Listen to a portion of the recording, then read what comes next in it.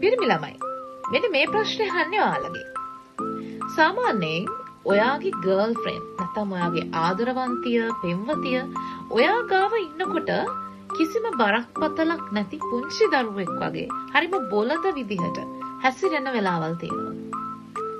සාමාන්‍යයෙන් අපි නිතර දෙවේලේ හම්බ වෙන කෙනෙක් ගත්තත් කාලයකට පස්සේ හම්බ වෙන කපල් එකක් ඇතුලේ ගත්තත් ඊවලක් ඇතුලේ ගත්තත් ගෑනු ළමයා තමන් ආදරය කරන පිරිමි කෙනා ඉස්සරහා පුංචි දරුවෙක් වගේ හරිම බොළඳ විදිහට හැසිරෙන වාර ගන්න හරිම වැඩි. මම හිතනවා මේකට පිරිමි ළමයි එකඟ වෙයි කියලා. හැබැයි ඒ ඇයි කියලා ඔයාලා දන්නවද? අපි කතා කරමු ඒ ඇයි කියලා. සාමාන්‍යයෙන් ඔයාලා දන්නවා පිරිමි කෙනෙක්ට සාපේක්ෂව කාන්තාව කියන කෙනා චිත්තවේගීය වශයෙන් හරීම සරල කෙනෙක්. එයාලා හරි ඉක්මනට හැඟීම් ප්‍රකාශනයට මූලිකත්වය දෙනවා. සාමාන්‍යයෙන් අපි කතා කරනවා පිරිමි අයට හැඟීම් ප්‍රකාශනය සම්බන්ධයෙන් කාන්තාවන් තරමටම පරතරට නොගියත් පිරිමි අයට වඩා කාන්තාව කියන කෙනා හරිම හැඟීම් ප්‍රකාශනයේදී බොළඳ චරිතයක් කියලා.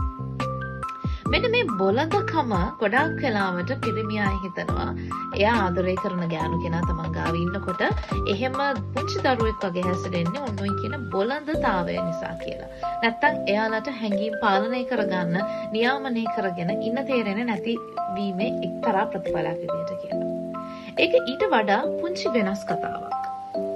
මනෝවිද්‍යාවේ පැහැදිලි කරන විදිහට යම්කිසි කාන්තාවක් තමන් ආදරය කරන පුරුෂයා ඉදිරියේදී හැසිරෙන්නේ පුංචි දරුවෙක් වගේ නම් ඒකට තියෙන ලොකුම උදාහරණය සහ සාධකය වෙන්නේ ඒ අයට නැත්නම් ඒ අයගේ ස්නායු පද්ධතිය තමන්ගේ හැඟීම් මුදා හරින්න සීමා පනවගෙන නැහැ කියන එක. යම්කිසි කෙනෙක්ට තමන් ඉන්න වටපිටාවේ ඉන්න පිරිස පිළිබඳව තියෙන නිදහස් හැඟීමක් නම් අනාරක්ෂිත බවක් නෙවෙයි නම් තමන්ට දැනෙන දේ තමන්ට හිතෙන දේ කියන්න නිදහස අවකාශය තියෙනවායි කියලා දැනෙන ආරක්ෂිත පරිසරයක නම් ආරක්ෂිත පිරිසක් එක්ක නම් එයා ඉන්නේ.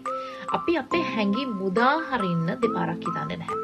අපි අපේ හැඟීම් මුදා හරින්න නියාමනයක් පනවගන්නේ නැහැ.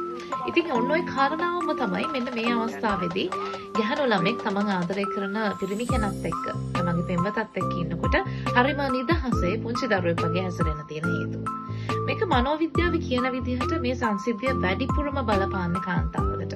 පිරිමි කෙනෙක්ට සාපේක්ෂව කාන්තාවක් තුළ මේ හැසිරීම වැඩි වෙන්න හේතුව ඔන්න ඕකයි කියලා කියනවා. එතකොට මේ කාන්තාව හැමතිස්සෙම මෙහෙමද? නැහැ. සමාජයක් ඉදිරියේ හැසිරෙනකොට එයාලගේ හැසිරීම හරිම පරිණතයි. නමුත් බොහෝමයක් කලාවට තමන් ආදරය කරන කෙනා ඉදිරියේ බොළඳ වෙන්න පුංචි දරුවෙක් වගේ හැසිරෙන්න තියෙන සාධකය